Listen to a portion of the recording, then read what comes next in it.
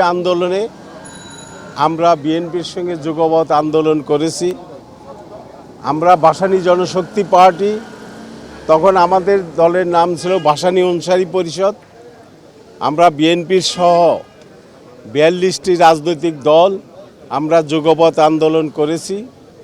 সেই যুগপৎ আন্দোলনের ধারায় আমরা গণতন্ত্র মঞ্চ সরকার ও শাসন ব্যবস্থা পরিবর্তনের লক্ষ্যে যে লড়াই সংগ্রাম করে হাসিনাকে এই দেশ থেকে বিদায় করতে পেরেছি, যার পরিক্রমায় সামনে একটি সরকার পরিবর্তন হয়েছে।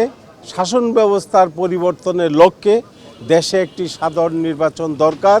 আমরা ভাসানী জনশক্তি পার্টি এটা মনে করি এবং শতভাগ এই নির্বাচন হবে এবং এই নির্বাচনে বিএনপি অংশগ্রহণ করছে, আমরাও অংশগ্রহণ করব। সেই লক্ষ্যে বিএনপির সঙ্গে আমরা যে যুগপৎ আন্দোলন করেছি, বিএনপি আমাদেরকে দীর্ঘদিনই বৈঠক হয়েছে। আজকে হয়তোবা একটি বৈঠক বিএনপির সঙ্গে হয়েছে।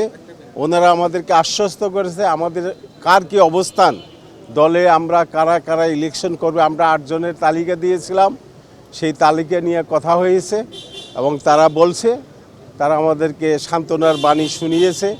আমরা সেটা তাদের কাছে শুনেছি। আমরা আমাদের কথা বলেছি যে আমাদের এইটা দরকার।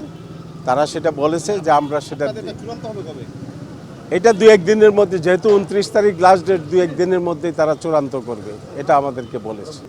আমাদের 8টা সিট আমরা চেয়েছিলাম ভাসানী জনশক্তি পার্টি। আমরা আমির খসরু সাহেবের কাছে সেই তালিকা দিয়েছিলাম, তারা সেটা বিবেচনা করবে। বিবেচনা দিন আছে, 2-1 দিনের মধ্যেই তারা চূড়ান্ত করে আমাদেরকে জানাবে।